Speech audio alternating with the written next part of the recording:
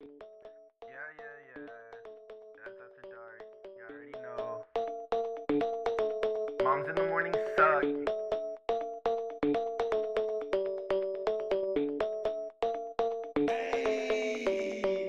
Dads after dark, grilling in the park, making back ribs on the grill. Me and my wife, Netflix and chill, sweet tea, roller cooler, lawnmowers, blah blah blah. Moms in the morning, they talking, it's kinda boring. Bourbon, Velcro, New Balances, tatted on my nose, Mickey G, funny packs, that's on me. Blue jean shorts, yeah, that kinda short. Dads after dark, dads after dark, dads after dark. Dads after dark, dads after dark, dark.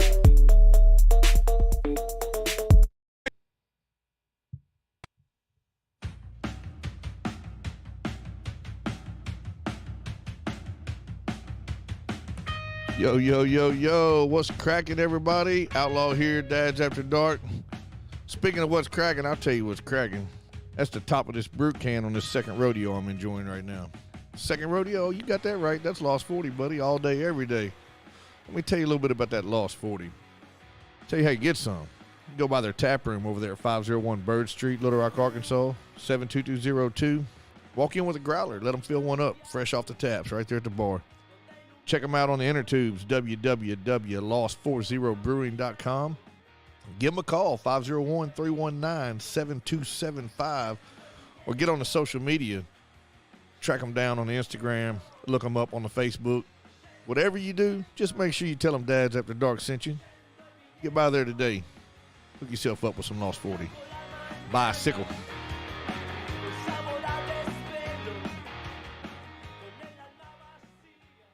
Mike. Guess what? Hey. Click, click, bang. Mics are on. Hot. I can't hear myself, so Mikey G I don't know. is so lost right now. Look at him. He don't even know what to do. He just showed up. That's why he's lost. Walked in the door. The buttons are pushed. The music's playing. Shit is happening. That's right, Ronnie. Woo Pig, 3 more weeks, he said. WPS, my friend. Even I'm if dead. you don't WPS, you do today. His headphones are dead again. His? We started last week with them dead, Try it again. and we will start again. We turned them up and down Turn and them all the way around. down, back up. Nope, nothing. This is how we roll. Still nothing? Well, It don't matter. It don't matter. We'll keep pushing buttons and figure it out. But I can hear y'all. Luckily, I'm in right here with y'all. so we've What? got So we've got Anyways, let's do the business real quick. there's Welcome extra- to Dad's After Dark Radio. I'm your host, Mikey G. asshole. Smokestack, Rodney Lewis. I can't Outlaw, tell if you Shane hit the Prietor. What's cracking? And we got special guests in studio.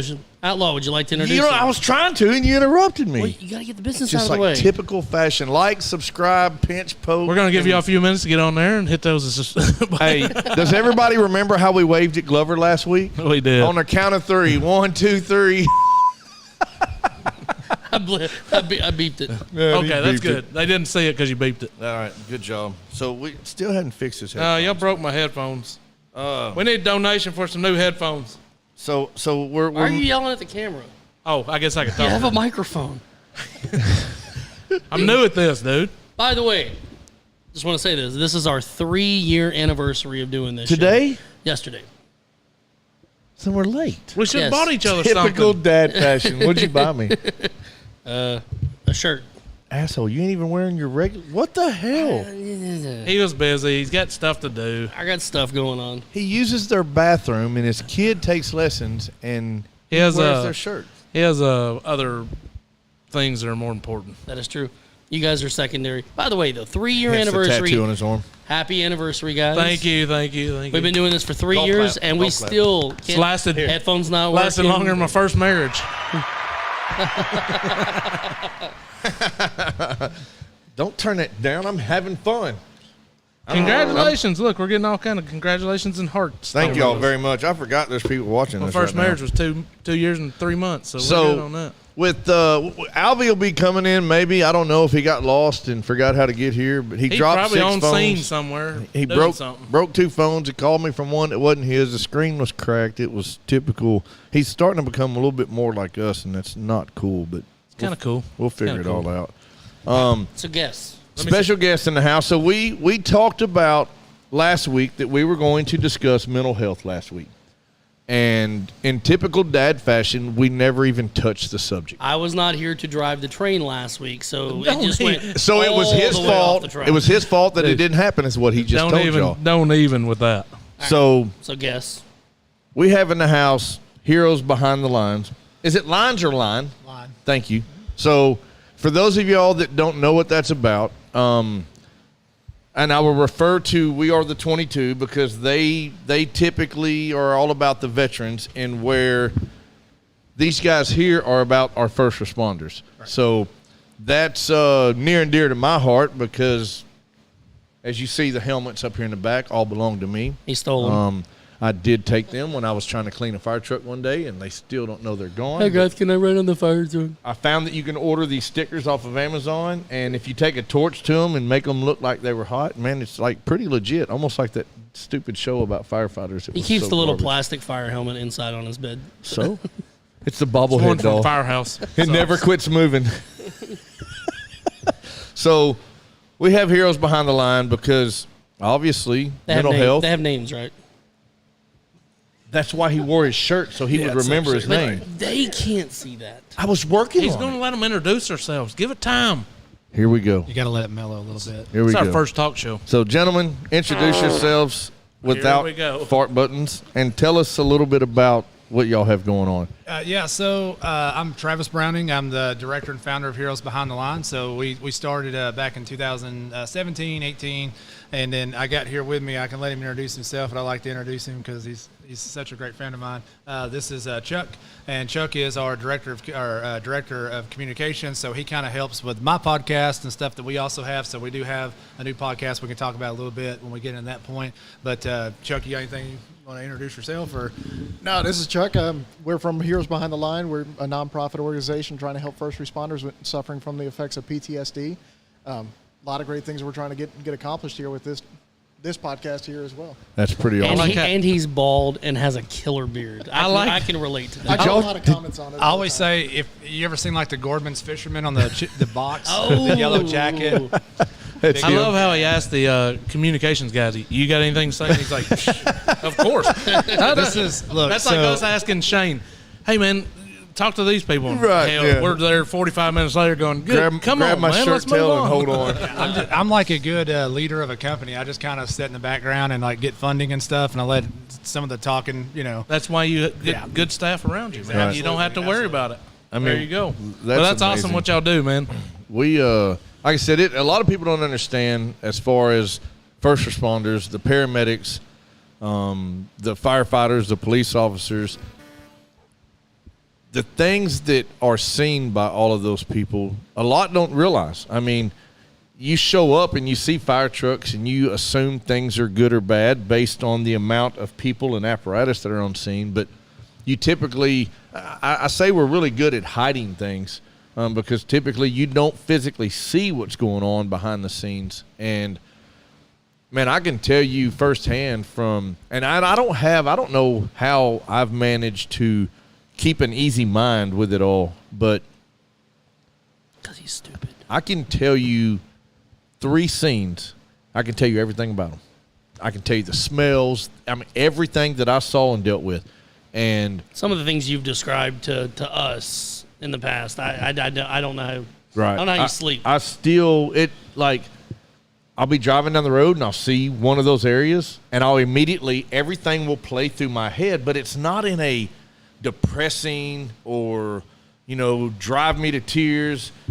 It humbles me every time to know that person and their children were just going to the gas station, or this guy took the batteries out of his smoke detector and cost his family their lives. I mean, I remember every detail about it, but I don't, there's some that just, I know a guy that was a full-fledged firefighter. He was in the military. He was a combat medic, and he is not right anymore. Right. And, talking about that, for people that don't understand it, take it like when you were in high school and you had that first girlfriend or whatever, or boyfriend, and, y'all talking to you, Rod. You used to do this or do that, and you drive down the road and there was that one song that would always come on, and years later you can hear that song when you're traveling down the highway, and you just, remember back at that time.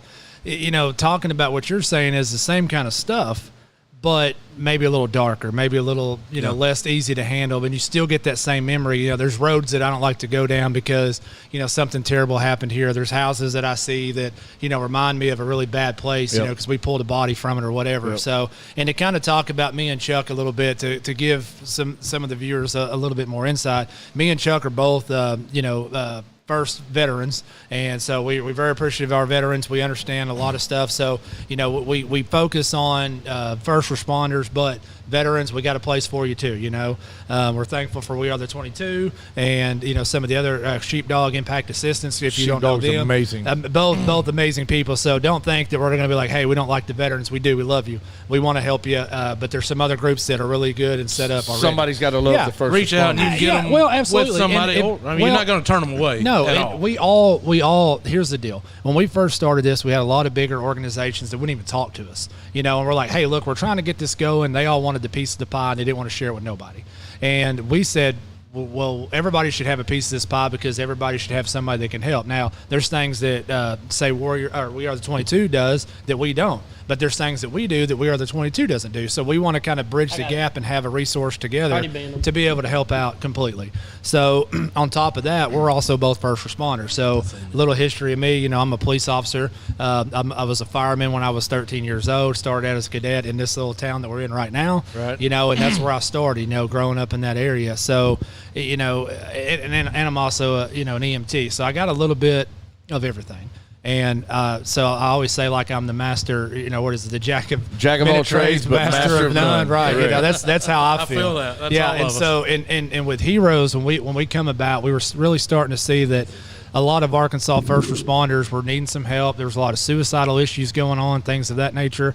And when we started looking at getting some of our friends' help, there was nowhere for them to turn. So once we realized there was a need for it, we kind of like y'all, we were like, all right, we're full steam with this. We got to get this up and running. We got to be able to help these people out. So Heroes, what we do is provide at no cost to the person mental health support. If you need a counselor, we got you. If you need a peer support team set up at your local fire department or whatever place that you're working, we got you. We did service dogs before. We've done, just an array of things. If it's not something we can do, we're going to find the people that can do it for you. And that's the biggest thing. We want everybody out there that's a first responder listening is I know this is cliche, but it's okay to not be okay. Yep. So ask for help. We've got it. That's also our motto. Yes. Well, and it's hard for we've never been okay. It's always hard never. for men to absolutely to ask for help. And firemen, 100%. You hear that all the time. Right, Firemen, traditions, everything in the firehouse. When I first joined the fire department, even at 13 years old, I seen my first dead body. And my thing is like, hey, if you got a problem, you go stand in that corner for a little bit, get yourself straight. Right. And when Come you're on ready back. to come Let's back, go. you come back. And and we got, sometimes that's okay, but sometimes you might need a little bit more. So we had one situation. I was on Maul Mill, a brand new volunteer. I had been around the fire department for quite some time, but I was full-fledged running hard at Maul Mill. We were running the interstate. Yep. The boulevard is ridiculous. Yes, it is. You would be surprised at the amount of car accidents that happen on the boulevard and on a straight road. On a straight road. Craziest thing, yes. It's unbelievable, but I will never, everything about it, I can tell you the distance, the colors, the shirts, everything about this scene. But it was the first, what I call horrific scene that I had ever been a part of. And, man, about, it was probably 3 or 4 days later, I was sitting down talking to a man. Now, I knew nothing about this man that I was talking to. And he brought up the car wreck. And I was like, oh, yeah, that was a horrific wreck. Here's everything that happened. I was like, man, I said, I actually sit there and cried the other night because I didn't know what else to do. Yep. And he looked at me and he was like, you know what? He said, if that didn't bother you, something's wrong with you. Right. So he ended up being a pastor at the local church who I think was the chaplain at the time out there. So we chit-chatted for a minute. It wasn't like a therapy session. We just had a discussion kind of like we're doing now, but it was like, just basic, questions and talk and how do you feel kind of thing. And like I said, I didn't lose any sleep over it, but I ended up meeting the child's mom about 8 years later, and we were just chatting it up. She was at a liquor store. I was buying liquor. She was super down. I'd been around her a lot for a couple of years. And she was just down and out. And I was like, hey, what's up with you? Why are you down today? And she was like, oh, today's the anniversary of my daughter's death. And I was like, oh, I'm terribly sorry to hear that. You know, if you don't mind, what happened? And she was like, well, she died in a car wreck right down the road. And I looked at her, said her name was Caitlin, wasn't it? And she started boo-hooing. I started crying. I just wrapped my arms around her. And that was her, you know, and it was so the talking about it part, we were told in the beginning, kind of like you said, you talk about it as it's happening, forced into us, but that was the way of life. That's how we, and so maybe that's why it was easy for me. And I know not everybody's that way. We're all different. There's 5 of us in here, and not a single one of us think the same. So I don't know. I learned to deal with things. I'm just surprised he knew there was 5 of us. I had to count. In my head, I counted twice. I had to go. This there. hand was down. This there hand too, was thinking. hidden. Yeah. This hand was hidden, so nobody could see me over here I going. seen him pull his shoe off. I was wondering what he was doing. But to everybody that's listening right now, y'all share the live. Y'all like and love and react and do whatever. And there's a lot of comments going on in here, and we're not invite your friends. We're not ignoring you. If you have questions, please do it. Please type them in here. We will answer your questions. Several people have said thank you for the service that has been given. So y'all make sure to keep interacting with us, and we will definitely get back to you. It says, there are calls that still play over and over in my head. People don't realize what first responders see. And that's Tim Akers. He was he did firefighting for a while. He was on Tim was on he rode on MIMS for quite some time. So I think an injury put him out, and it lifting someone, a very large person, as a matter of fact. Yes. So Like Glover. well, yeah. It's But no, actually man, kinda interesting. y'all kind of hit on y'all stuff and how they can reach you guys, or how they can get in touch with you, or how, you know, all y'all stuff. Just hit on that. Tell them how to get a hold of y'all, or you know, a little more about what y'all do. Gotta hope we have closed captioning on that one, so to play back what Rodney just said. It says, I'm reading it right here. That's the longest run-on sentence ever. It's Oh, interesting. You said was it supposed to say Tim period? Akers, the one who said that comment just Yeah. a minute ago about the scenes that are just replaying in his head. I mean, that's an interesting thing, because one of the main reasons I got involved with this organization, with Heroes Behind the Line, was I've been in law enforcement now for going on about 7 years. I was in the service for quite a few years as well. But that was one thing that I noticed as far as working, especially as a detective for the past few years. When you go out on a scene and you're going out as a first responder on a scene, you get there and you're witnessing these traumatic events that the normal person, the normal civilian that's not working in law enforcement, when they show up and they see something like that, you know, their brain reacts in a certain way, and they're going to not really overreact, but they're going to react in a more traumatic way to it. When we get onto a scene, we have to put that cap on and say, we have to work. We're here to work. And we have to kind of put all of our personal feelings aside to say, okay, we've got to either figure out what the crime is here, figure out what happened, who did it, and you have to put that trauma aside to figure that out. See, you say that, and I'm really curious about that, because I'm curious how your brain works when you pull up on this. And not that you're immune to it. I doubt you're ever immune to it. No, but your brain definitely not. just works differently now after doing it for a while. When you roll up on a scene like that, I mean, you're looking at the body, obviously. You're looking at the surroundings. But I know in my current job, my brain works differently. I do a lot of underground locating for utility lines, and so even when I'm driving down the street, my brain just works different now. Is that how it works for you guys when you pull up on a scene? You start just seeing random things that people aren't seeing? So I hate to steal the mic from Chuck, but we go back even further than before we even get to the scene. Our brain's already firing on a different level, because as soon as that call comes out that says, hey, you need to go here, we're all right, what's going to get there? What am I going to do when I get there? All right, so they've got a gun, they don't got a gun, this is what the guy's got, and let's just say it's the fire service. This is who I'm looking for, this is the house I'm trying to find. Or if it's the EMS guys, you know, same thing. Everybody's trying to figure out, what am I going to do before I get there, playing out scenarios in your head. So before you get there, your mind's already fired, you know, on a molecular level. So I'm intrigued by that. That's it's cool. Yeah. To think that way, but I know the scenes aren't cool. Well, but it's neat the way your brain works. It's you don't. And you probably can't shut that off. It's crazy because, and here's how I see it, is me on scene in uniform, that is my job at the moment. you driving by looking, you see and think the complete opposite of what we see and think. And it's not that if I was in a vehicle driving by, I'm probably going to see and think that side of the deal, you know. Coming from a first responder, I always like, just so Saturday or Friday, we drove up to Buffalo Point to float. We stopped at Wild Bill's. I'm outside, and I heard, and I immediately turned and looked at the guy, and I said, somebody just had a wreck. And he was like, what? It's like being a bouncer at a bar. You hear the bar stool fall over the music in the crowd before you hear anything. And it was like, maybe not. That's how you met Mary, right? Right. Her bar stool fell.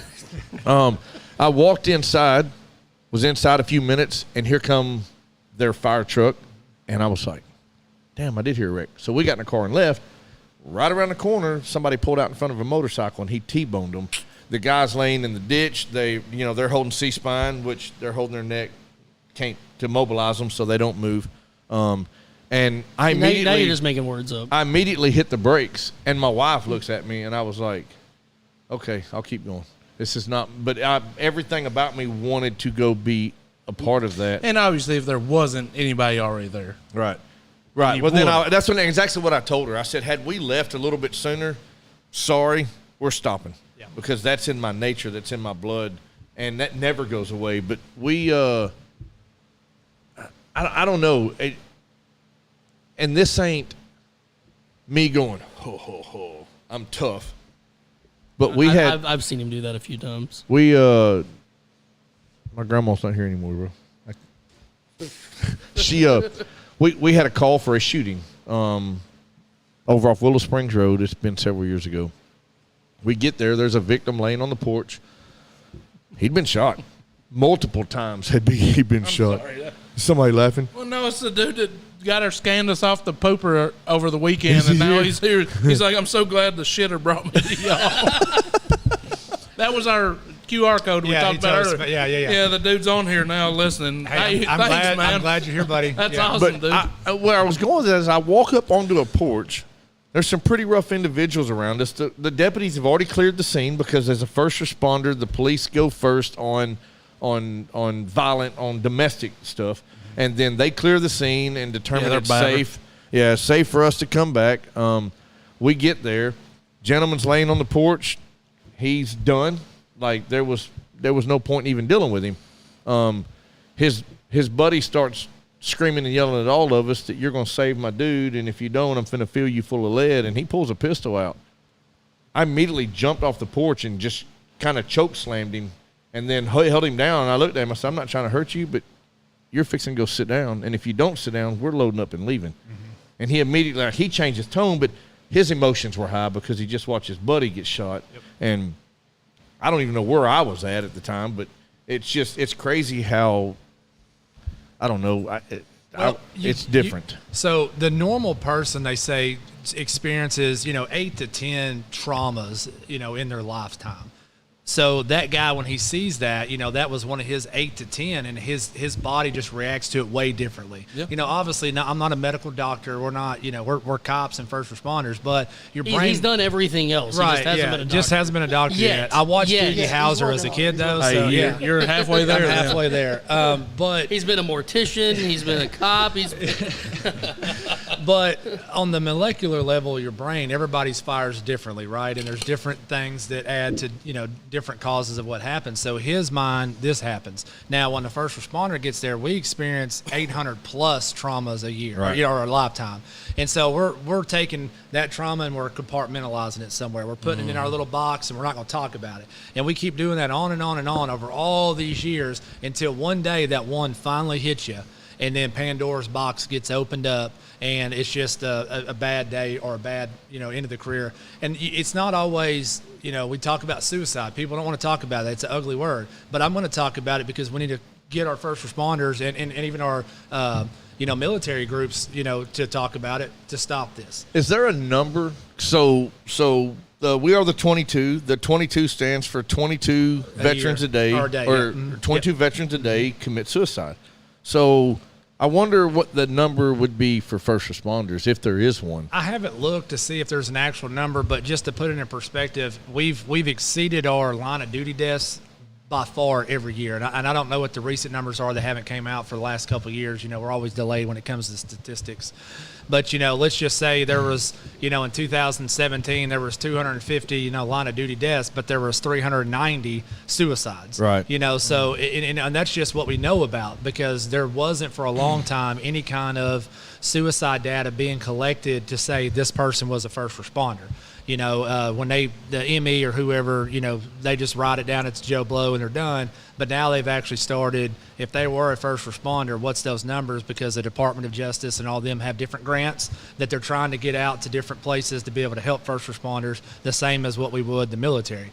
Now, as a vet, you know, there's a lot of stuff we've seen overseas, right? And not to discredit that, but a lot of times when it comes to vets, you're only deployed for, you know, the Air Force is 3 months, you know, the Army for the year, the Marine Corps, you know, whatever. Yeah. And so there's those stints of time. So I'm assuming he wasn't in the Air Force. I was not in the Air Force. He was like Air Force 3 months.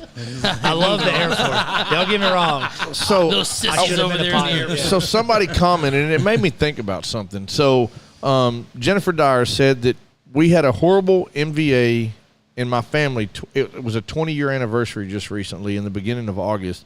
She said she can't imagine what the first responders felt that day as well as them. So here's what I'm going to say on that, Jennifer. More than you could ever imagine, if you and your family went to that first responders department right now today, and if there's anybody on that department that was part of that situation, and you sit down and talk to them and you shared your feelings with them, you have no idea how far that goes on both sides of it. Just being able to talk about that. Man, I go back and I feel like I get a little emotional about it just sitting here thinking about He it. cries But every episode. I'm not going to. Every I'm not going to. But episode. We'd be talking about it just- frogs and the tears just come out. the frogs are great, dude. They pee on people. But it helps you, and it also helps the people there, because they like to hear. I ain't gonna say they like to hear. It's almost a therapy in a sense for them to hear you thank them. The job's not being done to be thanked. I've been called a hero, as well as I'm sure y'all, multiple times, and I will promise you there's never been one time in my life that I've ever felt like I was a hero. I went out and did a job because that's what I signed up to do. And hero was far from it. But in someone else's eyes, I potentially saved a life. Therefore, I'm a hero. That's not it. We don't do it for the crown and for the award, but to go completely opposite of what I just said, I think a reward would be you coming to me and saying, man, you know, you ran on my mom, and this is what we saw, and this is what we think, and blah, blah, blah. And to just be flat out honest, that is extremely humbling and supportive to the person that was there. So if you're in that position, don't hesitate. They're human beings. Go talk to them. So, and that, to me, that meant a lot anytime that happened. Well, you guys hinted on this a little bit ago when you were talking about why there was a need for you guys to start what you to do what you're doing. Let's talk a little bit more about that. How did you realize there was such a need for what is developed now into Heroes Behind the Line? So back in 2017, when we first kind of come about, there was a lot of suicides that happened right here in the state of Arkansas in first responders. We had a police officer that took his own life in the parking lot of his department. We had an EMT that took her life in a fire department in this county, you know, and so all those, and it was really, you know, laying really heavy on my heart, because I am a veteran, and I'm going to be the first to admit that I am diagnosed with PTSD. And I hate saying diagnosed, because saying diagnosed with something and then having that D at the end, disorder, it's like something's wrong with you, you know. You can't be, or it's like leprosy, you can't be around people. That's not the case, and that's the stigma that we're trying to break.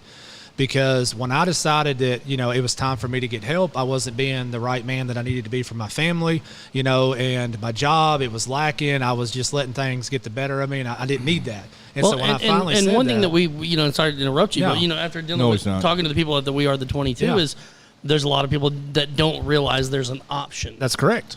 And so you guys are providing that option. And because of what I grew up in with the fire service and then moving into police, because let me tell you, police don't want to talk about it because they're afraid they're going to take their guns away and all that stuff. And you're going to lose your license if you're a provider. And, yet to happen. I'm still here, right? 17 years later, we're still here and we're still working and we're loving every bit of it, right?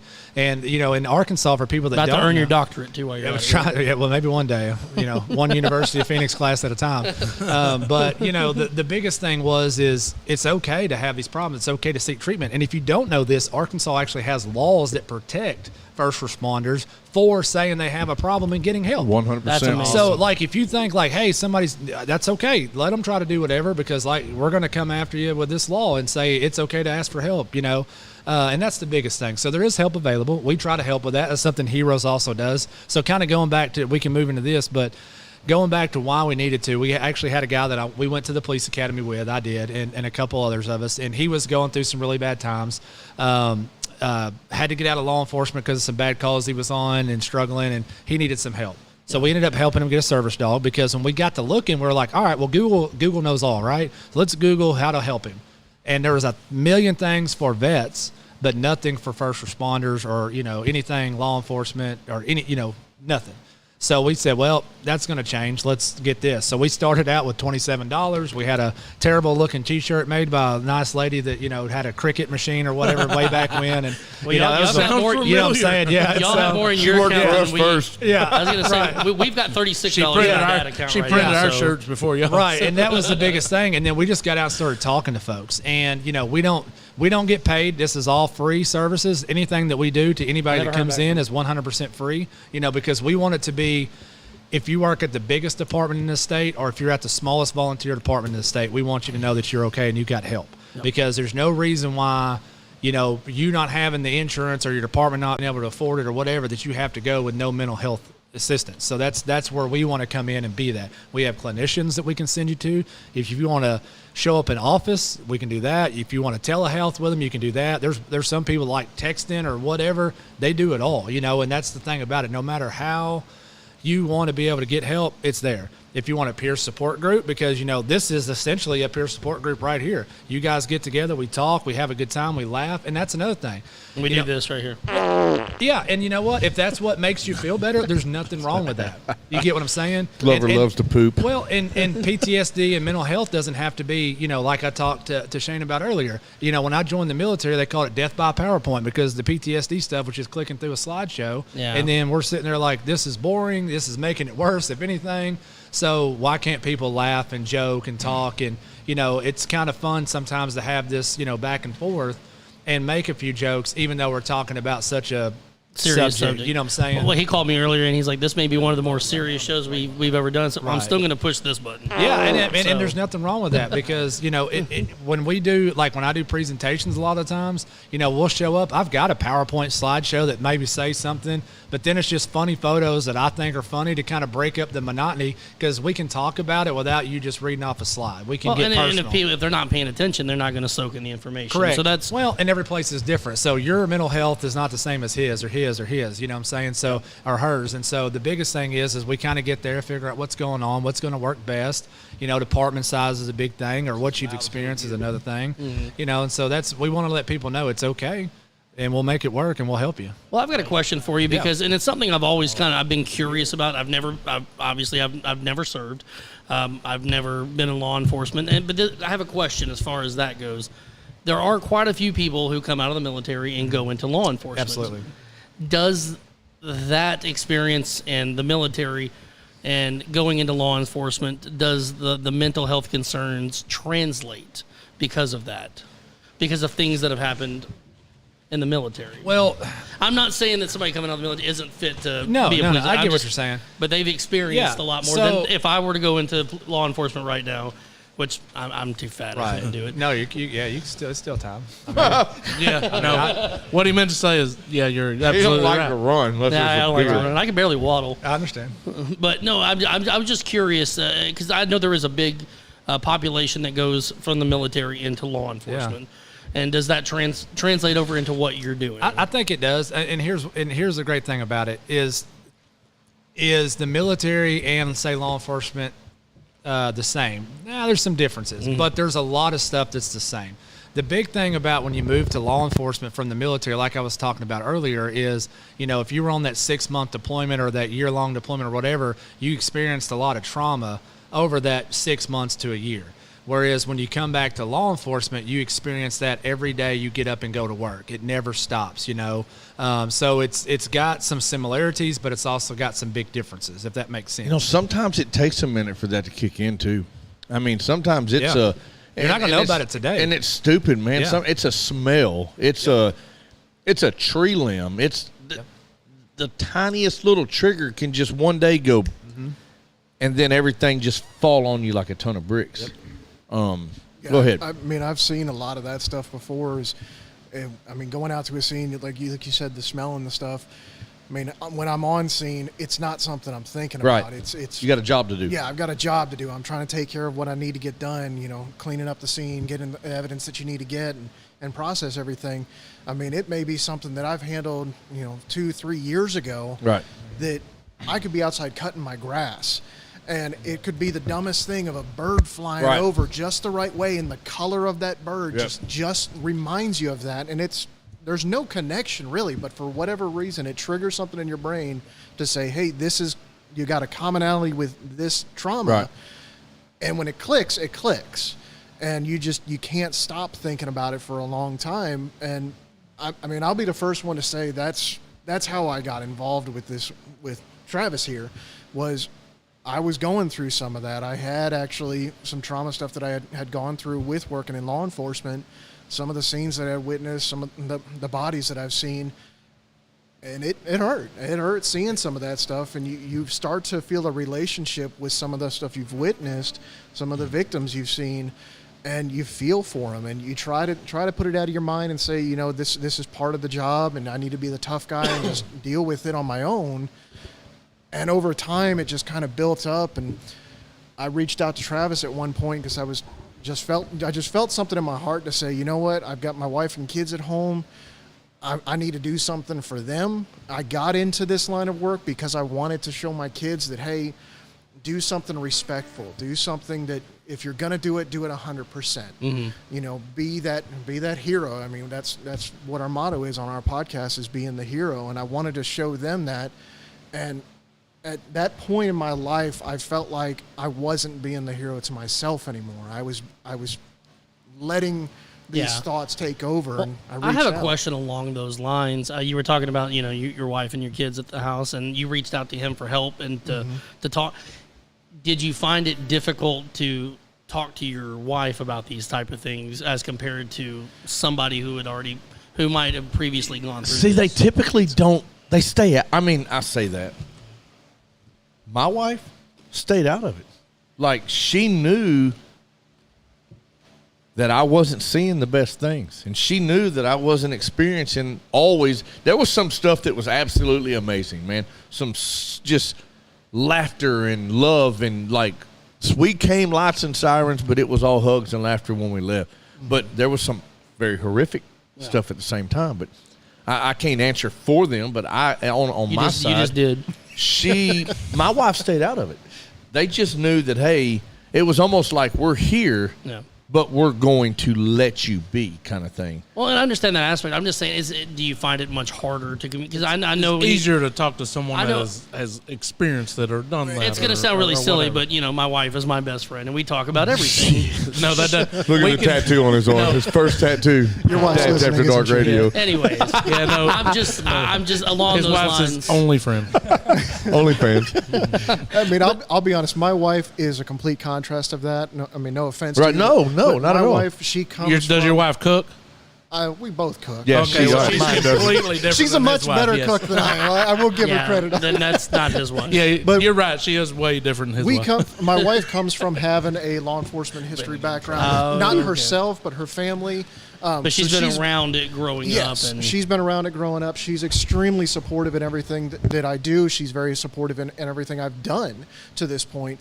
The biggest thing I think that I dealt with was I didn't want to talk about a lot of the stuff that I was dealing with. I didn't want to talk about certain You're too aspects tough. of it. You're It supposed wasn't to really be a tough. tough. It wasn't. I Right. don't think it was a tough thing for me. It was more of there are certain aspects of certain ideas and stuff that would come into my head as far as dealing with that trauma that I didn't think there was an issue because I just just kind of compartmentalize it. Just stop thinking about were that. you- Maybe were you don't you- need two people in the same house feeling the same things. Well, were you worried about what she would think about you if you were thinking certain thoughts?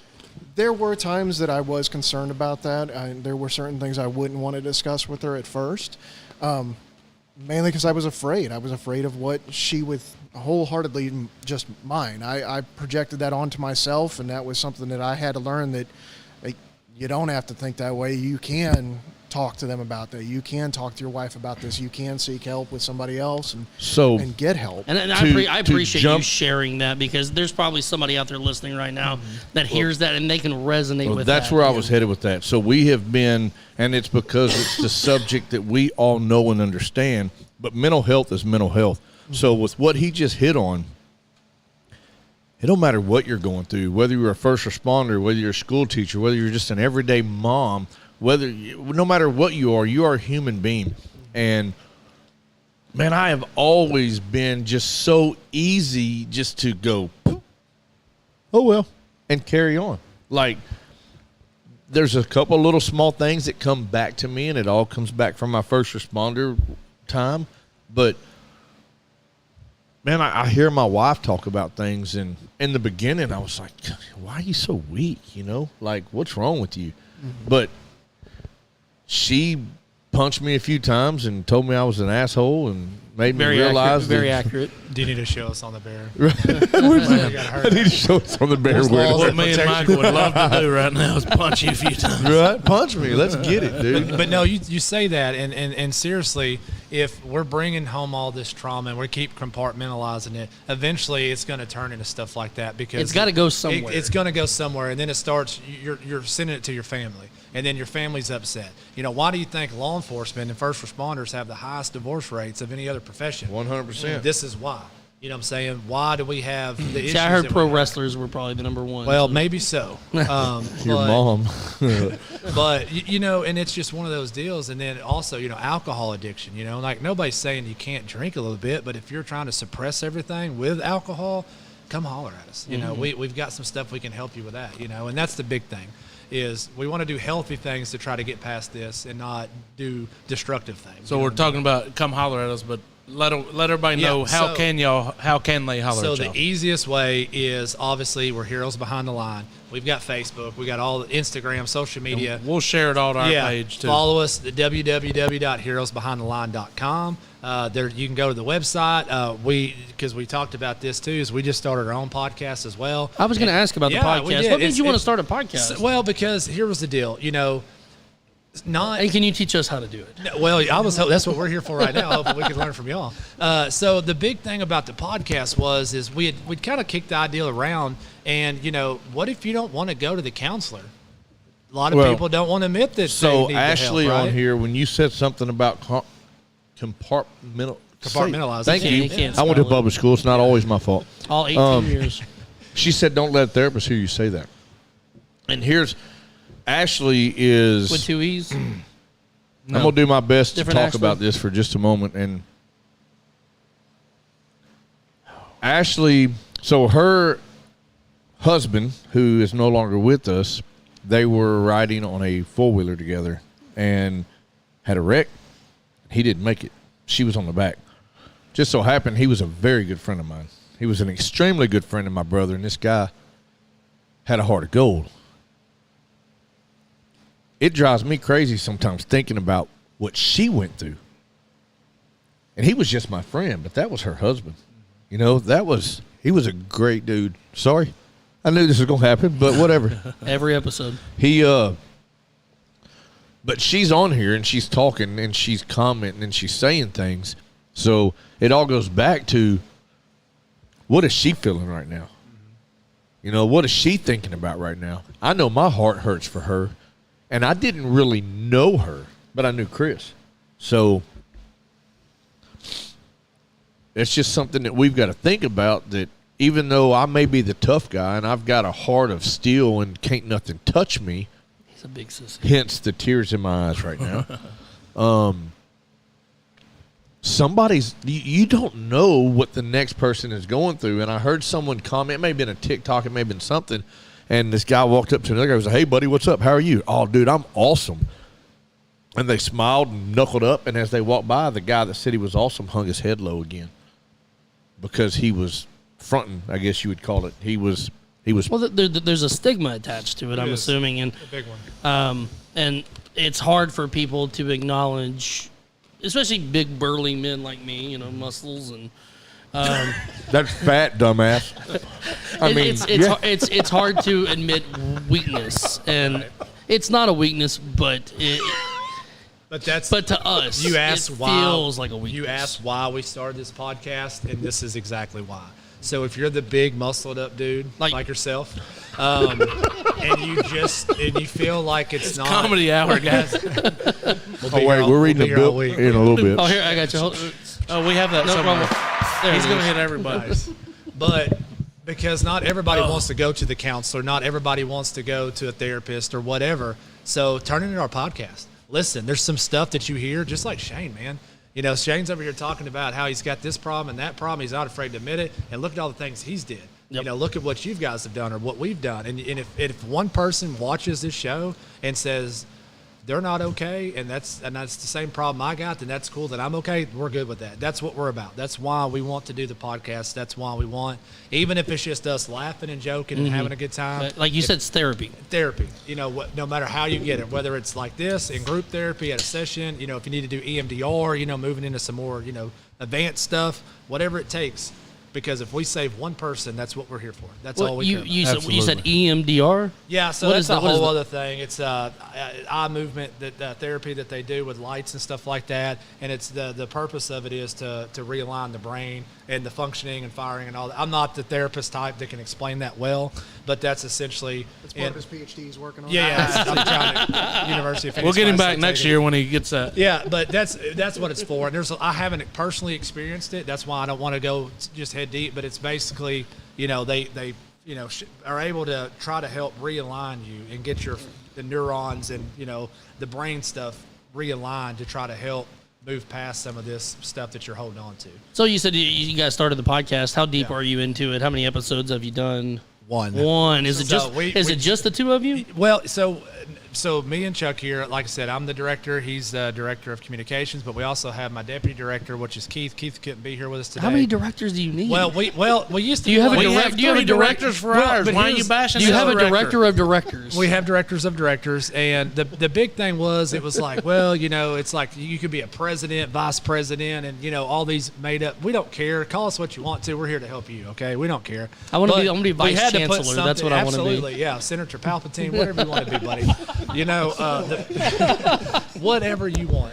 And that was the big thing. So we don't care about titles. That's why everybody's a director, just because, when it comes to a 501c3, which we are, there's some stuff that they ask, and we just kind of had to have silly names to be it. And that's what we came up with. Okay. It means nothing. We don't get paid. It's all, we volunteer every bit of our time, and nothing that we get donation-wise or anything goes to my pocket. We're not We feel that. Yeah. And so everything you see now, talking about the website, we do have one. Go check it out. We're trying to get our merchandise store up similar like y'all have. Yep, share it, Glover. Yeah. And so whenever we do, every money, I will in just a second.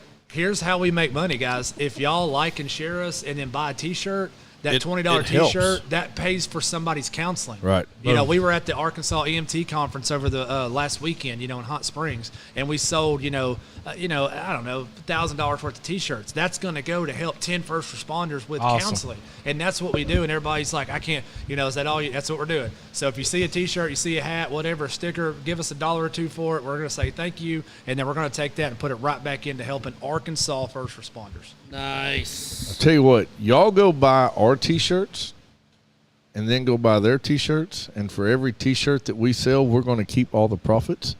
And I'm just kidding. Shameless plug there. It's all about just supporting everybody around you. And, and the deeper we get into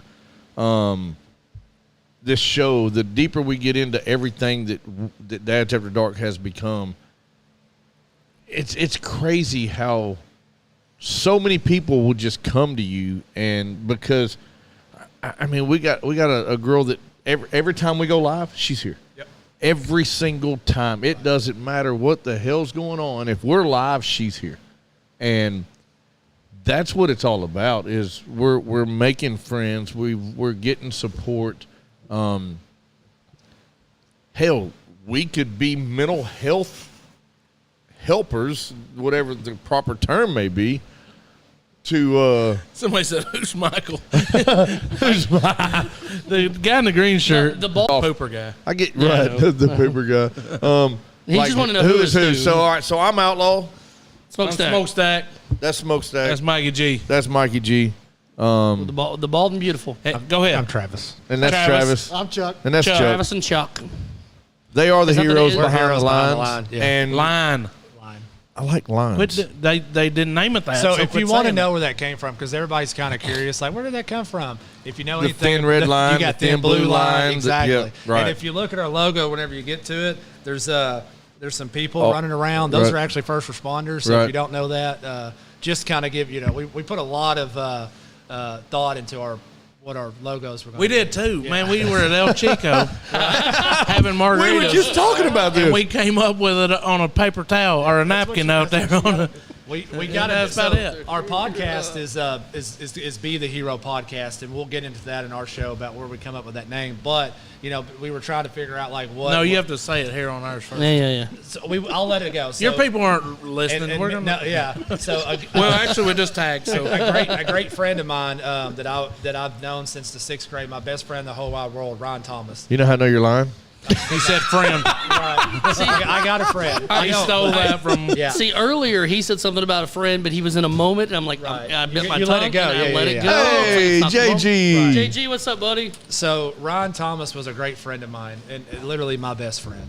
And Ron was the first. Take that, responder buddy. To, he I'm a new knows. friend. Yeah. So Ron, we grew up together. I became a police officer shortly after he became a police officer. I got him into the fire service, and we spent a lot of time together. Well, over the years, he did a child safety program at the sheriff's office we worked for, and he called his program "Be the Hero." That came from another great mentor of ours, Dave Phillips, that passed away several years ago. Dave used to own the skating rink in Sheridan, Arkansas. Oh, okay. And so Dave was always be the hero, no matter what. And so that kind of instilled in us over the years.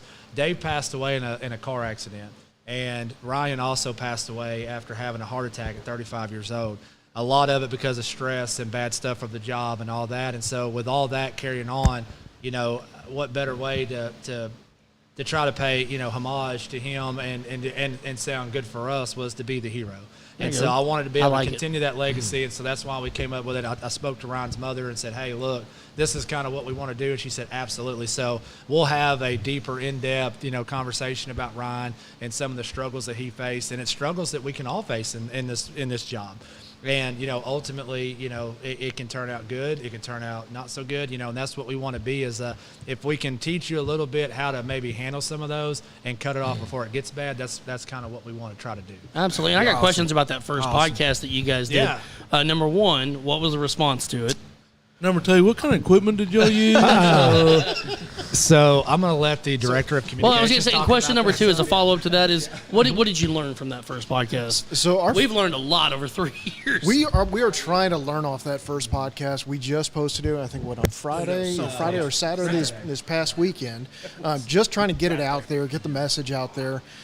We weren't really concerned with a lot of the stats off the first podcast just because we want the message to go out. So we're trying to promote it out, get it out to all Facebook, Instagram, all those outlets.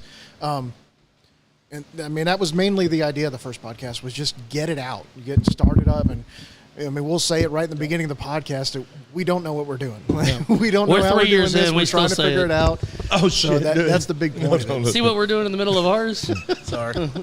Yeah. Well, so, we have really rode the first responder train here. And, just mental health in general, there's several people that's been hanging out in here. Y'all just need to understand that there is always somebody that is there to help you. So if you feel whatever it may be. You're down, you're out, you're depressed, something. I mean, you can't cope, you can't figure it out. Call somebody. Don't let that drown you. Call somebody. Pick up the phone, whether it's your best friend has a clear mind when you don't. Call them. I'd much rather talk to you on the phone in the middle of the night than try to speak at your funeral. Right. You know what Call I'm a saying? complete stranger. Call Call somebody. reach National out to us. Suicide We'll get you in Hotline, touch exactly. with whoever you need Whoever. to, Now, or whatever. But Going off of that too, we want to let the spouses know they have help available through us as well. Because here's the deal: if I'm having a bad day, I go home. I'm bringing that negative energy or whatever in, and it's affecting the kids and whatever. We do spousal stuff too, counseling. There's stuff out there to get the spouse to be able to understand if they need some help. Like if you don't understand why your husband or your wife's acting the way they are or whatever. And we do some classes. We brought people in before to teach the spouses how to recognize that, how to try to help bring them back down to earth. And I mean, like I said, you're not going to be a PhD doctor at the end of it, but it gives you some tools to be able to help. Yeah, University of Phoenix, as soon as I can online. What up, D-Hop? So that's the biggest thing. But I know the We Are 22. They'll reach out. They'll go in the middle of the night, and I'm assuming you guys are basically the same. Like you reach out to us at 2 in the morning. An emergency. Somebody's going to get back to you as so quickly as possible. The biggest thing is maybe if you are actively in a mental health crisis, call 911. Don't worry about Facebook. Call 911. Get to a local facility and get help. Okay, 100%. Because we are strictly our volunteers, and we don't have like a 24-hour helpline. But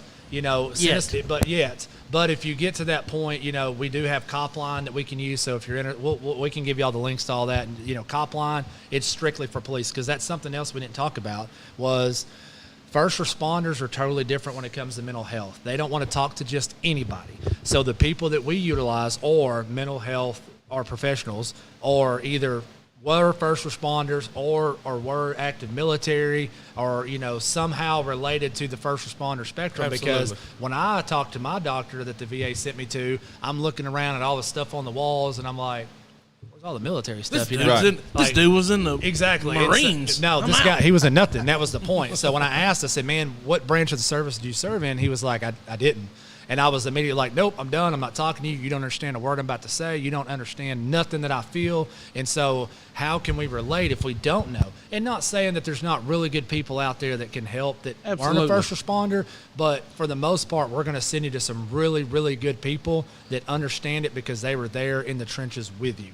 Or they may not have been standing there, but they were down the road in another trench or whatever. So they understand where you're coming from. Well, just know that there's somebody out there, period. Always. And there's the guy beside you right now. There's no telling what he's going through.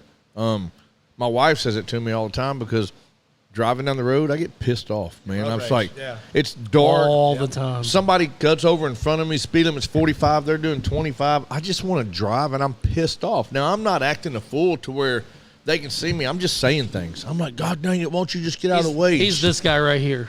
So? That close to the bumper in front No, of I'm really not that close. Maybe closer. He's actually probably on top. But so, and she's quick to remind me. She was like, why are they driving slow?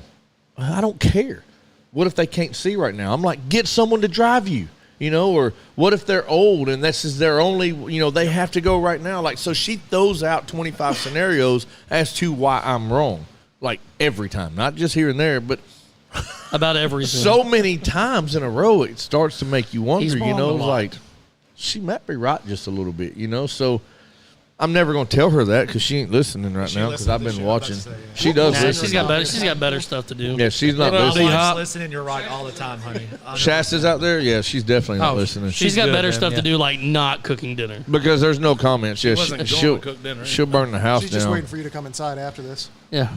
What does she say? Honestly, I believe that any and all cops need a new approach to those who are suicidal. November 21st, almost 8 and 9 millimeter. When I called 911 for help, it was more scary than having them there to help than trying to deal with it on my own. So That can be understanding. And- 100%. And to help you a little bit with that, that's something that most departments in the state are really working on. You know, the critical, CIT training, the critical intervention techniques and stuff like that. The state's passing that.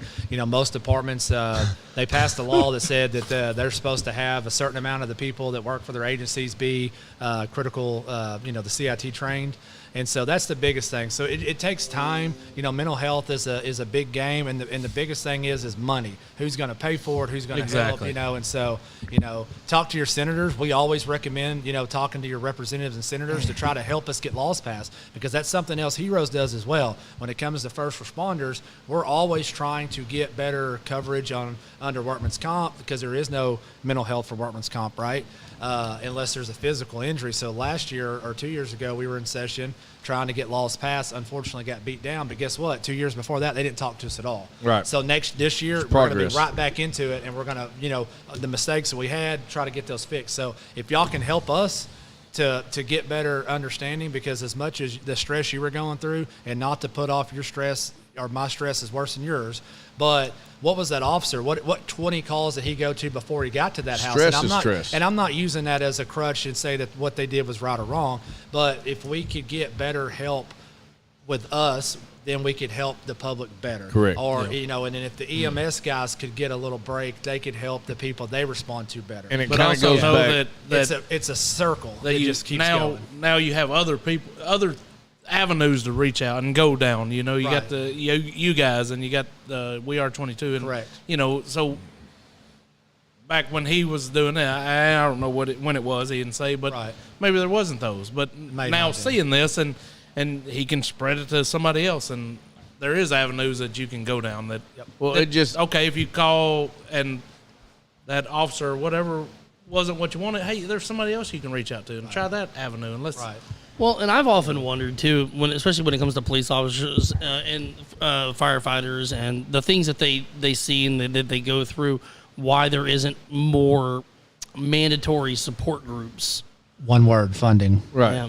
But it also goes back to how many would actually go. That's what I'm saying. If it's But mandatory, that's where we're breaking the Right. stigma Well, down. see, That's where we're having mandatory- these Yeah, if you make it mandatory, nobody nobody wants will to ever go. Nobody wants to go. You never want to go to a mandatory meeting, and that's why I'm. Well, I was told this radio show is mandatory. Is the only reason I'm here. So. It's late. even to the And point he's of if always you late. make something mandatory and you force them to go to it, they may go to it, but they're not going to listen. Yeah, 'cause it's I now have you force to be this here. training on somebody. They don't want to listen to it. But if you make it to something to where it's it's beneficial to them, then they'll actually enjoy it. They may actually get something out of it, and they're more willing to listen to I it. was wrong. My wife was listening. Yeah, She and- was listening to his phone, and she said all she Way to go, heard. JG. All she heard was me say that she was right. You're in trouble now.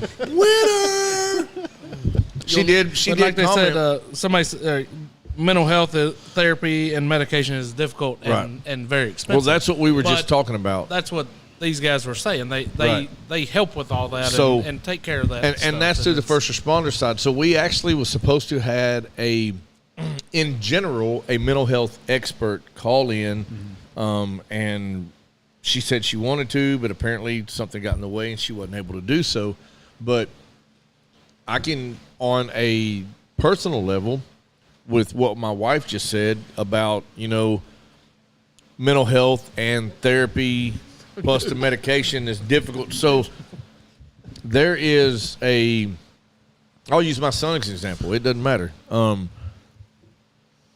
I am 100% and have been my entire life against medication for like ADHD and stuff like that, because I feel for the most of my life, I felt that it was a crutch for the parents, I learned with my son that's not the case. We would purposely not give him his medication and regret it because he's just everywhere. He's very high energy. He's everywhere. He needs it to calm down a little bit. He may get that from me.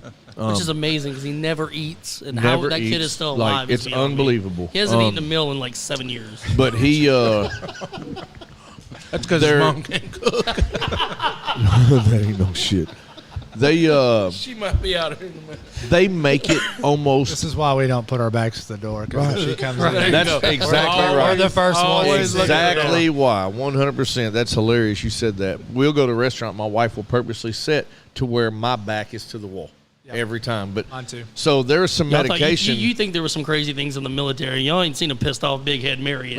So we need medication. It's a different medication that Chase needs to take. And Horse tranquilizer. that when I tell you they make it extremely difficult for us to get, they're like, okay, you've got to go through 72 therapy sessions. Yep. We've got to come 3 times a week. Yep. It's got to be at 2 in the afternoon. Was you taking him to the VA? Because that sounds very similar. Right. But it's like, it is extremely difficult. And this is not just him. I'm using that as an example for any and everybody out there that if it's that damn hard to get something, it explains why there's so many homeless veterans on the street, Right. because that's the only way they can deal with their demons is in the trees in the woods by themselves. Very well put by Mary right here. She says that we have to take off work and school, plus money, appointments, medication. Some people have to decide between feeding their family and taking their mental medication. health. You're exactly right. Now, So- I can give you a resource, though. I want to help, even if you're not a first responder. Obviously, if you're a vet, VA, all right? If you're a family of a vet, the vet center, right? So the vet center Right. provides free stuff to family members if they're in the criteria. They don't have to have been in the military, but they do have that option there, right? That's at the vet center, which is different than the VA. So, but then another one, if you've got nothing else going for you, the crisis stabilization unit, there's a couple regional ones across the state. The closest one to us is going to be in downtown Little Rock, right next to the Pulaski County Sheriff's Office at the very front. Okay, the crisis stabilization unit was set forth by the state. It's ran by UAMS, right? And so anybody that's got any kind of crisis whatsoever going on, they can go there 24/7, 365 and get help. They will put them in a place if they need a place to stay. They will get them clothes. They will get them a shower because, you know, if you're coming off the street talking about homeless veterans and stuff, if you've been on the street for 6 months and you ain't had a shower, the first thing that's going to make you feel better is a hot shower with all you, and they will take care of you. Now, you don't have to be a homeless veteran. You can be anybody. And they will also go as far as, you know, getting you treated if you need it. They'll get you everything set up. If you need a place to stay, they'll do their best to, you know, work with the resources we have to get you that point. They have places to stay there for a certain period of time. And it even goes as far as you can get up to 30 days of free medication paid for, and that's part of, people don't understand that. So you get that medication, and hey, they've told us before, like, if they have to come back every 30 days when they're in a crisis, then so be it. Right. But it's there. Awesome. So don't feel like even if you're not a first responder, you got places to go. I'm going to use another personal experience, and this was when I was when I was an active first responder. If I say the deputy's name, you'll immediately know who he is. I'll just tell you he's a black man that wears a cowboy hat all the time. Know exactly what you're talking Know exactly who I'm talking about. So I was coming home from work, headed to work. I passed a gentleman walking down the road who was pacing in front of a home. Caught me off guard. So I called dispatch and I was like, "Yo, what's up? It's Preator. Y'all need to send somebody over here. Not sure what's going on, but y'all might ought to send deputy over here just to check this out." They said, "All right, we got somebody on the way." So I went just around the corner and parked to where I was out of sight, but I could see everything that was going on. Deputy shows up. He parks in the middle of the street. He gets out. He's standing in front of his police car, and he's having a conversation that appeared to be civil based on the body gestures and everything else. And in the middle of the conversation, the guy tried to walk away. The deputy grabbed him by his elbow. He yanked away from him and then just kind of bowed up on him real quick. Now I'm going, okay, this deputy's by himself. I'm going to go over there, stay out of the way, but I'm going to help him if it comes down to it. I pull up behind the cop car. I sit there. I'm minding my own business. I'm just watching everything. The guy tries to walk away again. The deputy grabs him by the elbow.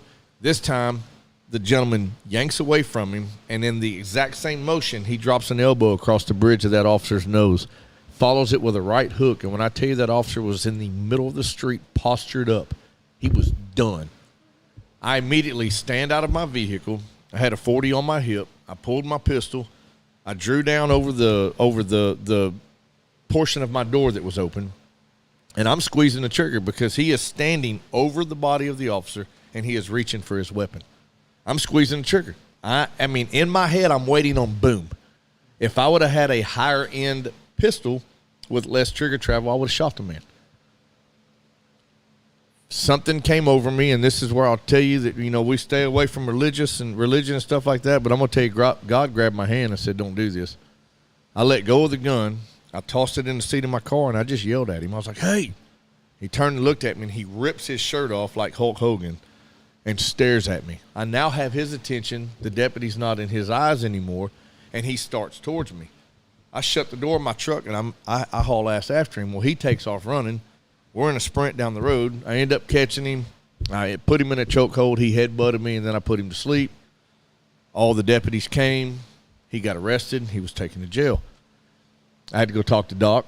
He was the sheriff at the time still, and we had a long talk and all this, that, and the other, and it was like, why didn't you shoot the man? And I was like, honestly, I don't know. The deputy's life was in danger, yada, yada, yada. Well, a few weeks later, we got a call over off of Franklin, off of Ironton Road. Very end of Franklin, we get down there, and this dude comes out of the house. He was like, hey, buddy, what's up? And I was like, I didn't know what to do. But I instantly knew who he was because I'd ran on his family multiple times. This dude walks around with a Bible in his hand 24/7 and prays to God, and he loves Jesus, and he's like the best man in the world. But he's got something wrong up here, and he could not afford his medication that week. He was out of the house. Nobody knew he was out of the house, and he almost died because he couldn't afford the medication to counteract his mental health. So it was the most, hands down, out of my experience in life with everything I dealt with on fire trucks and all that, that was the slowest moment in my entire life as far as how everything played out. But it just makes me think constantly about if he had his medicine, that wouldn't have been there. And then what my wife said about my son.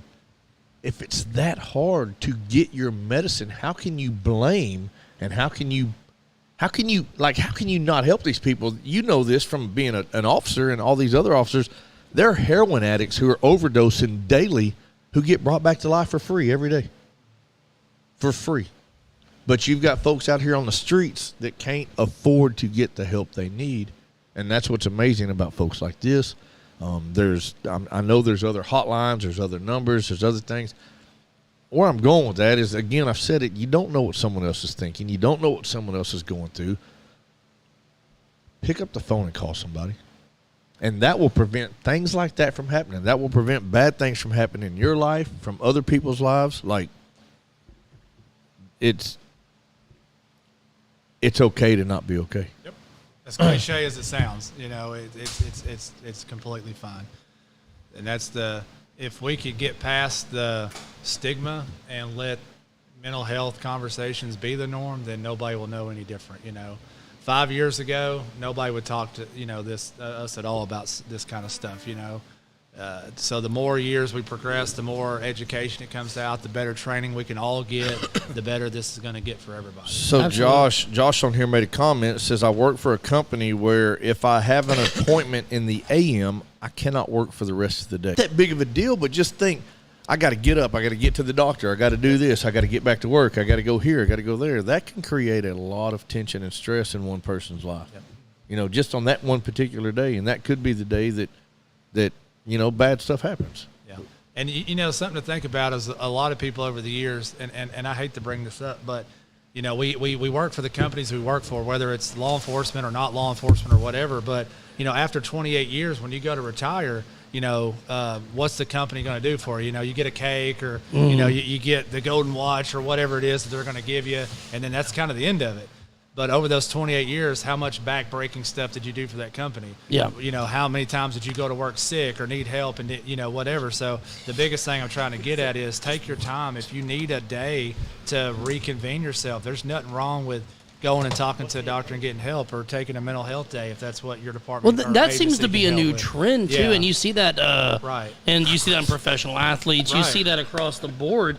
Having a mental health day. Yeah. That's and every day, every now and then, you just need a day to go fishing. Yeah, Lisa, you're right. And not saying to abuse that and not go to work and not do what you're supposed to, but man, if you're just how productive, Shane, how many times do we talk about like when volunteer firemen, right? When that pager goes off, we go screaming out the door 90 to nothing to get. But if we wreck before we get to the station. What- how what are we good are helping we? anybody? Right. Same thing. So you take that and you say, all right, well, if I'm not here mentally to work today, how am I helping anybody? Right. You know, and that's the biggest thing. So we want to be able to keep helping people. And that could be a car wreck on the way to the because it's so easy to focus on something when you're not really focusing on anything, but your mind is gone, but you're still driving down the road. Absolutely. Like I don't know. Like I said, it's me. I've always been, that tough, hard nose, on the outside, but golly, I mean, like I said, I don't ever just dwell on anything, but but it just the more I hear, the more I think, the more I understand that there's a lot of people going through a lot of shit in this world. Yep. And right now, you got to think about it. You've got people who for so long, cannot. like he was thinking about it. You've got people. Gas prices are going up. Groceries are going up. The necessities in life are more life is expensive hard. than they've ever been right now.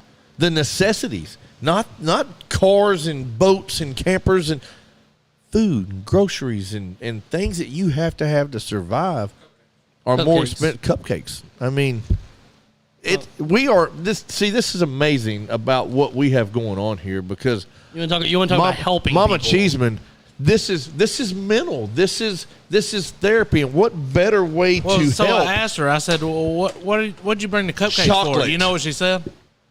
Chocolate. Joe's anniversary. It is. It's Potiversary. anniversary. So she brought us cupcakes. Here's what we're going to do. We really run on this. We really wanted to go Just deeper on. Give her the microphone. no, I was just saying I haven't got to listen. We're moving on. Thanks for coming by. Appreciate you being here. To the whole thing, but my husband is a veteran and was overseas for a year. He is weird. I love him. But when you are in certain situations, most normal people aren't put in those situations and they don't know, what it's like. And I mean, I have anxiety. I'm not in that situation. I have anxiety, and I know how tough it is for me some days, depending on. Should meet my child. Yeah, no joke. But and just imagine how people don't stop and think, like everything that it compounds on each other. It's not that one call that's a bad call. It's not that 1 week that's a bad week. It's day after day after day. They're meeting people on their worst day of their lives. Yep. And you might have a bad day, and then you're having to meet somebody and take on that load and take on that. It's like you're taking on the bad goo of the world, and it just builds up. And I just shout out to y'all that see that and see a need for that. But anyway. Well, So, and we're Lisa- super appreciative of everything that everybody said, and don't think this is a hey, look at us, No. whatever. We want to get better so we can. You got to we can shine help the people, light if you want people The to see. bigger you become, the more you can do. That has been our motto Exactly. since day one. I asked someone the other day. I said, Oh, Rod. There you go. no one will see you if you're not shining that light. Right. You know what I'm saying? So you gotta put it out there. You've got to work hard to get that out there. I mean, we do our best to help people just in general. This year we did a fundraiser. We helped out a few single moms. We give to the park that we always give to. So But the bigger we become, the more we can do. The more we can give back. So Lisa in California just said that she has actually written a book. I've written and published a book about verbal and mental abuse so she can help others. Lisa, Lisa? Yes. Are there pictures in it for you? Pop-ups. Pop-up book? Look, Is it a coloring book? Is it a coloring I'm book? tired of you making fun of me, That's bullying, Mike. I know. asshole. He deserves it. Though. So we've hit on this and like we truly want everybody to know that as stupid and as ignorant as we are sometimes, if you ever pick up the phone and shoot us a message, I promise you, if we are available, we're going to help. If it's before 9 o'clock on Saturday morning, me and Do not Glover put me in will a- be. But don't put me in a group he will- message. He I'm gets kicking very somebody's angry ass. on Saturday and Sundays before about 9:30. Sure responded early, bro. Saturday morning yesterday. Well, that's because we Oh, no, were it's 'cause driving it home. just came home. She was in church Sunday. We were had driving a group home. message with her, and we We didn't realize it was constantly- with her. It was the wrong group chat. We didn't realize it was her with her. Me and Glover start. Glover will send a. My wrist would have been vibrating. Glover likes to send a text like at 7:15 on a Saturday morning, And about 9:30, Shane will come back with like, "Why are y'all doing this right now?" So, yeah. Well, but you'll get a either cupcake. way, if y'all It's- do, it's not donuts, if y'all but it'll if do- y'all It's reach Actually, out, the and only need way it, to then you're we'll supposed to get eat a it. cupcake. That's a game changer right Specifically there. how I it's- gotta go to the you gym cut it and in half and cupcakes put it on for there. you guys. It shows Thank you, Mama Cheesy. We love you. But I you know, love guys, and speaking of people very who proud to be y'all's friend, and very proud that y'all let me help out with some of the stuff. I think that for the most part, y'all are all right. We love you. As far as people helping people, Mama Cheesy has been with us since day one. Everything If y'all we've need ever to get in done, touch she has with her, volunteered. 'cause she'll do. And I'm telling you, JG, you can make her do odd jobs. Yeah, It's that's just true. the weirdest stuff. I Yeah. still had, that reminds me. I have Ronnie's look decal. I have no idea what you just said. Alvy was supposed to you be said here. 9 and he doesn't things. answer He stood us up. Facebook messages. He may be. Alvy's a busy dude. I think it scared him. He might have. they may have. But, But you know, speaking of people helping people, JG over here, everything we've ever done, JG's had our back. I actually said And no you can't messing see Shane on. You guys early can't on see him, weekends. but Jason's over here, and he's awesome people too. Love you guys. Number one Bob, intern right there. love Thank you. you, Cam. Jim. That's Love that's you. our intern. Guys, it's nice meeting you. That's by the way, podcast. That's what you need to do. You need interns. You can't pay them. What do you think he is? He's the director of communications. He's the intern. Oh, hey, you're It's director director of slash communications from now on. So talking about that, so and we could talk about this all day long, and that was the biggest thing when we came out. We were like, man, look, we're not going to spend money on this or spend money on that because it just seemed kind of pointless. Like we want to just give every bit of money we get back to helping. So we try to get free stuff or whatever, or super cheap, and We it's feel just, that. you know what I'm saying. And y'all exactly know. So we want to, from Heroes side, we appreciate y'all letting us come on to y'all's show, especially being the Podiversary, even though y'all may not have remembered that or not. We didn't, but glad yeah, to. somebody That's did. the thank that's God. the title of Yeah. our show now. Instead of his goofy butt texting us yesterday saying it, Yeah, he but, saves it. it helps us be able to share the word a little bit more and be an outreach because the more partners we can have, Yep. because we may not be able to do it all, but y'all might be able to help some. We are the 22 can help, Sheepdog, Yep. all these groups, and we all have just this massive resources together. Well, and That's we have what met we some try to do. incredible Absolutely. people doing this. Us too. What is it? The Bearded Centers of Arkansas have been amazing people. Who's your bearded bully? American? the American bearded bully guy. There's so many people that you would never think of. That there's just some real honest people in this world that want more than anything to help people. And a lot of it is groups that have struggled themselves, so they know and understand, so they want to help. But just know that there's multiple avenues that you can go down to receive help. If you are having trouble doing so, reach out to us. Reach out to the Heroes Behind the Line. Reach out to We Are the 22. Reach out to Sheepdog. Reach out to anybody. You don't have to be a veteran, a firefighter, a first. Just reach out and say, hey, look, you know what? I heard y'all. Y'all were talking. I really need someone to talk to right now. A human's a human. We all bleed red at the end of the day. Yeah. If you need help, reach out for help. Because, again, nobody wants to come to your funeral. No. They want to come to your birthday party. They want to Absolutely. celebrate your life. They don't want to celebrate what happened, why you're no longer here. And being part of Heroes is what really kind of is my therapy, if that makes sense. So doing what I do and trying to help out is what makes me, it's kind of selfish in a good way. Exactly. And if us talking on the podcast helps, and if that's something that you might be interested in, if you want to come on to our podcast and talk about your anything. Right. If you would like him to come on and cry, he will do it at the drop of a hat. anybody, We might and need whether that on it's the next episode. anybody at this table or anybody out there listening to us get it. now, like if you're a first responder or you deal with first responders or there's some kind of mental health support that we can get, and you just want to come talk on our, we'll come to you if we got to, or whatever. We'll So- get Sarah McLachlan we to talk play about first responders. Right. You talk about first responders, and you talk about therapy. You talk about this. My wife is a nurse, and Mine too. oh, really? Where at? Mine 3. At the big hospital. Oh, the big one. My wife works at Children's, and about every 5 to 6 months, her and the girls that she work with, they just need a blow-off night. Yeah. They just need a night to go and do whatever they're going to go do. His name's John. And just forget. Hold on, here we go. Anyways, and I 100% understand it because about every 6 months, if she doesn't get that, I become her punching bag unwillingly, and she doesn't realize it. So, I mean, everybody needs an outlet for their stress, for their I hate to say trauma, but they go through some stuff as well. Ashley Doctors just and- said that we have helped her, and she is disturbed in a different way. So, but so what you're on right now. So I was going to bring this up towards the end of this. This weekend, me and my wife and child went to Buffalo River and floated the Buffalo River. I knew going into it, there is absolutely zero cell service at Buffalo Point Campgrounds. None. Like, forget about it. We get there, and I knew my son was going to have a hard time with this. We got everything set up. He sits down in a chair, he grabs his phone, and he looks at it, and he was like, "Oh, Dad, there's no internet." Oh, no. I was like, "Yeah, I know it." And he immediately he set his phone down. He crossed his arms. Can we he go home now? He looked down his lap, and he was like, "What are we going to do all weekend?" Like, he was heartbroken. But I will tell you right now, I didn't realize how good that was going to be for me.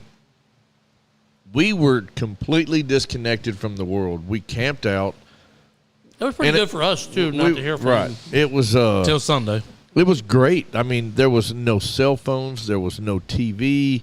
There was some talk radio that would barely play, and it would cut in and out. I mean, but just to be disconnected from the world, to fish, to float, to, make a fire, it was very therapeutic. So maybe you're one of those people that It was very cathartic. you're not talking to anybody. You could give two craps about talking to anybody. I'm one of those people that why would I want to talk to somebody who truly don't care about what I'm going through, because that's what my mind says. Take a break. Disconnect from the world. Turn your phone off. Go somewhere that there's no people. And just relax and think and breathe, and that's helpful. It's extremely helpful. Share a little story.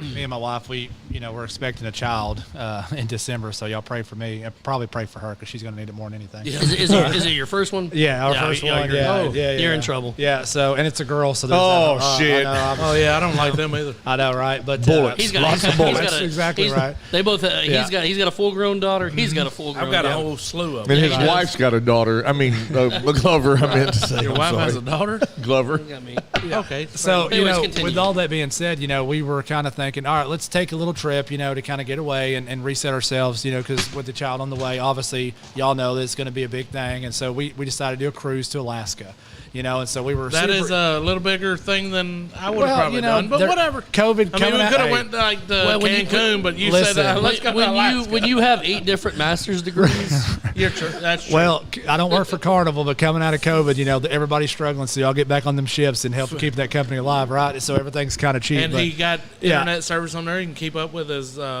No, we didn't have service either. So Whatever his Phoenix. yeah, University of Phoenix Online. Yeah. Those online classes. So the biggest thing is man, we get on this trip and there was just a lot of beauty to take in, going to the ports and stuff, and we make it to Juneau, and we had a trip planned, excursions or whatever they call them, and we were going to get on this helicopter, fly up into the glaciers and walk around, and I was so upset when we make it to Juneau. It's like the fog is like you can't see we can't see Juneau. We're sitting at the port, you know what I'm saying? You can't see nothing. So obviously helicopters aren't flying. So they cancel it. Well, now we're too late because all the other stuff that was fun to do has already been bought by everybody else. And, so it's too late to do anything. So we're like, dang, what are we going to do? And we're like, hey, life gives you lemons. Let's make lemonade, right? And so we ended up finding there was like a tram thing or a gondola that takes you up this mountain right there in Juneau. You pay your money. It takes you like 2,800 feet up or whatever it was. And we just get out and started walking on these trails and on the top of this mountain. And it was the most beautiful thing. And I think literally that could have been the worst situation. Oh my God, my trip is ruined, whatever. But because my trip was ruined, I found the most beautiful thing that I've ever seen in my life. You know why the helicopters weren't flying? Besides your wife, right? Besides my There wife. you Yeah, go. she's number one. I love you. Michael, do you know why the helicopters weren't flying? Another marriage saved. Why? Juneau. Juneau. Wow. So we can always have, the bad times, but take them and just flip them. And, because what we all recognize, as this is a terrible thing, but let's try to make the best out of it, right? So, and that's, and talking about heroes, that's what we want to try to do. Is it may be the worst time, but some of the counselors that we have had talked about, is it really? That was what I was going to ask you, too, is how many people are involved in this a organization? lot. Yeah. Well, a lot. And Is, yeah. there's like So- 7. He doesn't have a count. Well, here's the deal. A lot could be 4, it could be 37. No, so it I just mean, depends because we try to have stuff set up on all 4 corners of the state, right? So I we gotcha. want to be able to, no matter where you're at in the state of Arkansas, we have different people. You know, we got a lot of help early on through some people at some connections at UAMS that had some vetted resources left. So we got a lot of those. Some of the people we talked to is people we personally knew or maybe even personally went and talked to. You know, for instance, we have one in North Little Rock. I've personally talked to him. He's a great guy. You know, not to drop his name or anything like that, just because, you know, business stuff wise, you know, but he was in the military. He dealt with trauma and stuff himself. He ended up, you know, about losing his family because of everything that was going on, and then decided to become a mental health specialist himself. So now he completely understands because he went through it, almost lost everything, and then boom, and he's probably one of the best people I've ever talked to. And, you know, and that's the great thing, especially with... Is he your director of locations? No, he doesn't work for us. Yeah, yes. But, you know, and so just we want people set up all over the place. And, you know, the great thing is with Facebook and telehealth and, you know, all these, you know, great, you know, technology advances. Doesn't matter where you're It don't at. matter where you're at. We get somebody to you. Yeah. We can text you. They can call you. There's some that like to email. There's some that, you know, and no matter what, we got somebody for you. Well, no matter what corner of the state you're sitting in. Awesome. Well, that's awesome, and what you guys do is awesome. And what's the future look like for your organization? What do you have planned? What's on they the got to wear horizon? shades. Nah, I see, because it's bright. Well, and that's the game plan. You know, obviously, and we talk about money a lot because without people like you or people that are listening to this podcast, we're not going to be here. You know, we don't get grants from the government. We don't have some kind of state funding that other groups get, you know, or whatever. Yet. So it's hopefully, you know, if there's anybody out there, you know, let us know. But so We need a director of funding. exactly. And so, you know, we beg, borrow, and, you know, ask nicely for stuff, you know. And so our game plan is to continue to be able to help, right? We want to, you know, and I'll be honest with you, you know, it's very expensive. Mental health care is expensive. And so without the donations from the people that we get, we wouldn't have any of it. So obviously a great line of funding would be great. If anybody that's happened to listen that would like to do a golf tourney, hint, hint. Yes. Or anything like that, you know, we will be part of that. We want to do something like that to get everybody out. You know, COVID really messed us up because everything we did was like going to different, you know, conferences and events and here and there. And that's where we got our bread and butter to be able to help these first responders. Setting up booths and stuff. Setting here up and there. booths, yeah, and just selling T-shirts, and you know, and obviously we got PayPal. We can give you all the links. If anybody wants to donate, if your birthday's coming up and you're on Facebook, and you know you can click who you want to raise your money for that nobody ever gives you money, we Raise can it be for those them. people that I'm don't get tired of donating to yeah, cats. and exactly. So, and if not, you can search for us and add us. And if nothing else, even if nobody donates, it's just getting our word out to be able to help folks. Yep. And that's kind of what we want to do is just getting that word out because we don't spend money on advertising or anything. It's just word of mouth. So, Well, we got your back. and we appreciate you guys again. We love y'all so much, and thank y'all for letting us come and talk to y'all. It's been See great. what's up. So to- this to is the part spread it out there, and now where it gets weird. Right. This is the part of the show that everybody really looks forward to because if you don't know, we have become friends with a company called Reach Around Books. If you don't know anything about these books are perfectly it's okay to read these in front of children. By the way, veterans love active military personnel love these books. We have a stack of books. Yep. We've got a stack of books over there right now that have been read, and these books will get you just saw the title of one, I think. Oh, here goes Lisa. Story time. Yeah, story time. We'll pack these up and send care packages overseas with these books in them, and these guys love them. Do we need to preface this before my kids see this? We Yes. need it. So here's Yeah. the deal. Here's what I'm Come on, going to Director say. of Communications, get on it. If your children can see the pages, these books are 100% harmless. But if all you can do is hear, someone's getting their ass kicked if children are around. So just know. Funny if the kids are watching. Right. Put the kids Hang to on. bed. Tim Akers says, yes, So- Travis needs to read. So what That's we're going he to said. do is these two guys are going to play paper, rock, scissors. The winner of the best out of three is going to then pick a number 1 through 5. What are we doing? Just all right. Paper, rock, scissors. Paper, Best rock, out of scissors. 3. Winner. Oh, there's one. Oh, there's one. It's One. tied up. Oh, there's 2-1. So check 2 out for of the 3. win. So Best out of 3. Travis has to read. Travis has to read. Now pick a number between He's 1 the and 5. director of rock, Does paper, he get- scissors. Does he get to pick the number or do I? All right, pick a number between 1 and 5. 2. 2. So number 2 is come swing with us. I don't think we've ever read this. You've got two friends that I don't believe we've ever read this. are swinging together on a swing. I need to contact our legal team first. Yes, you might. This was story time. So Travis is going to sing a book or sing. He's Sing. going You to don't want me to sing. Please. He's going to everybody read will get off the podcast. a if book I gotta called sing. "Come Swing with Us." This is for Dustin, by the way. Yes. Story by the time. Way, put the women and kids to bed. Not the women. The women can stay up. This is now story time with Travis. Y'all know I can't read right now. There's pictures. I went to Sheridan School District. And this is for our friends I at did Reach too, Around don't worry. Books. Reach Around Books What has year did you generously graduate? donated these books to us. 05. 05? Holy shit. Yeah, you're old, Rod. Sorry. Story graduated time. in 2000. Story time with Travis. Let's get real low here. There you go. Top good. So it says Tim and Kate are swingers. They really love to swing. They swing high. They swing low. They swing with Sally. They swing with Joe. When they swing, there is no norm. They swing with girls. They swing with boys. They wear their pearls and they swing with toys. Oh, They swing in mask. They swing in lays. But if you ask, they both will say, "We want to swing with a unicorn." fair enough. They switch, they swap, they push, they pull. Their swinging parties are always full. Katie will swing with 6 or more, while Tim takes picks galore. Wow. Go on, Tim. They're on the swing right now, on, Tim. swinging with Get you friends. some, Tim. Tim likes to watch, so watch he does. Tim likes to film it just because. Yep. They swing in France and in Manila. They even swing with plain vanilla.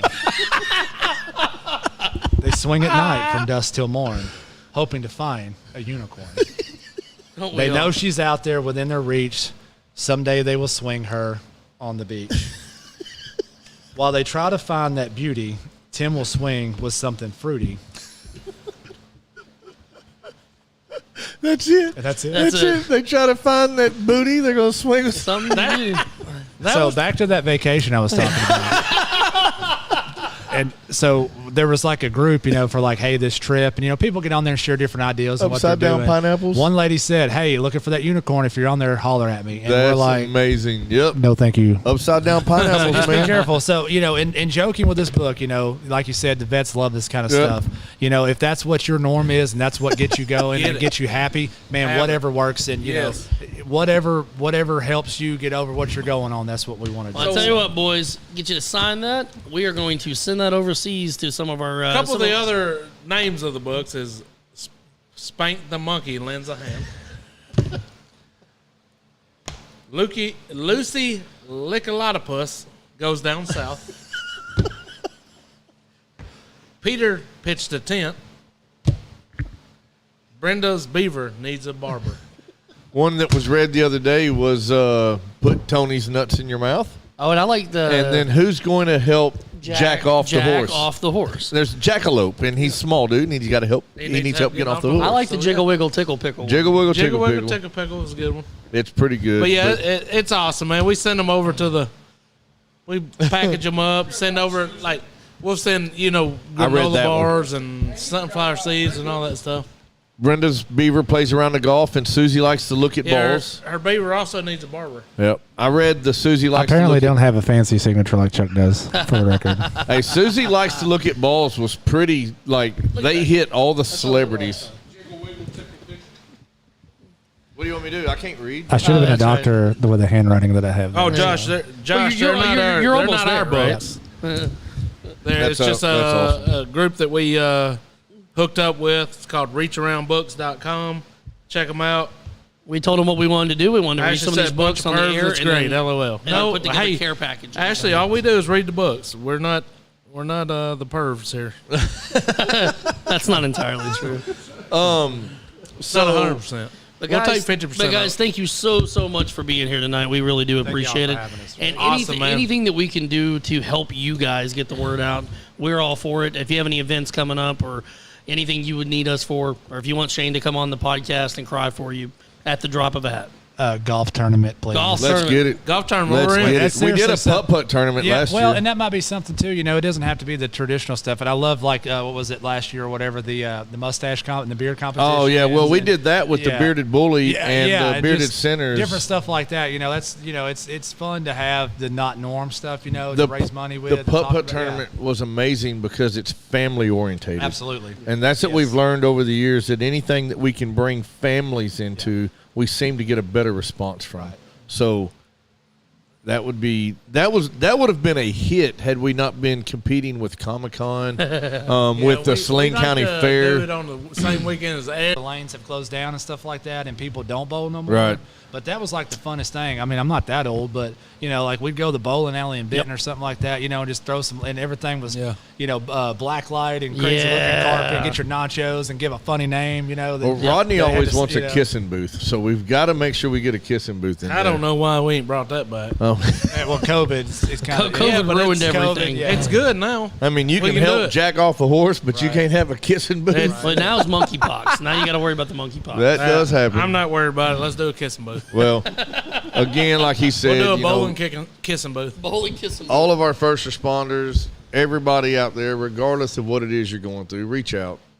Don't Anything, don't- yeah, whatever. And you can do so. You can reach you guys at heroesbehindtheline.com. heroesbehindtheline.com, Facebook, Instagram, whatever. You can send us a message. If you go to the website, you can click the contact form, and it sends us directly to us. Where's the best place to find your podcast? So the podcast is found on pretty much all your normal podcast stuff. The only issue we're having right now, and if you give us a day or two, Apple's having some issue with getting it on, Apple Podcasts, but Spotify and Stitcher and all the other main, it just, you search us, it's Be the Hero podcast. So, and it'll have our logo, on, and if you want to, the easiest way is just go to Facebook and we share that link. Never Also, Wolf, you're not my boss. if you can help share that link, all you gotta do is click it, like it, save it, and then once you go to it, hit that little icon that lets you stay with us all the time. Yeah. We say it all the time: share, like, and subscribe. Share, like, subscribe, It's and comment. and comment, all of it, because again, without y'all, we can't be us. Can't do nothing. Can't do nothing without y'all. And thank y'all so much out there listening. I know we've talked about a lot and kind of talked in circles, and I could just keep doing it. That's how we roll.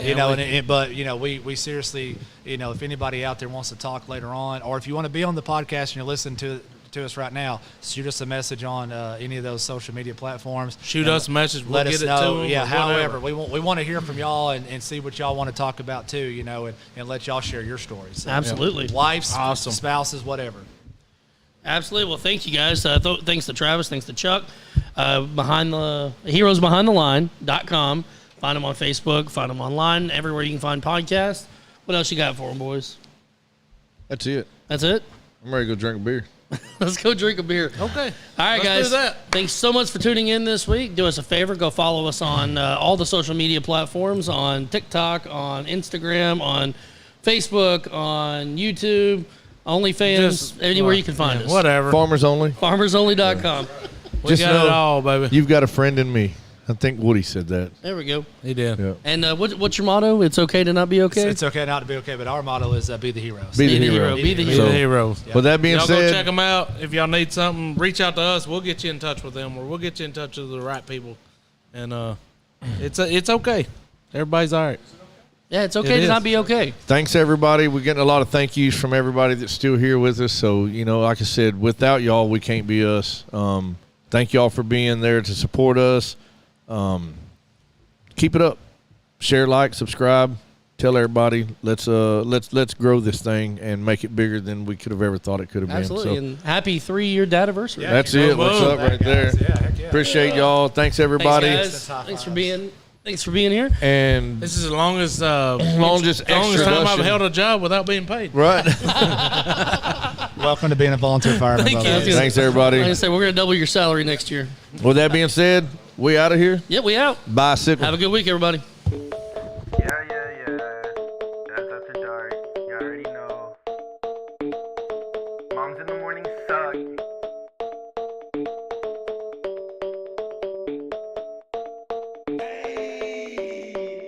Dads after dark, grilling in the park, making back ribs on the grill. Me and my wife, Netflix and chill, sweet tea, roller cooler, lawnmowers, blah blah blah. Moms in the morning, they talking, it's kinda boring. Bourbon, Velcro, New Balance. roses.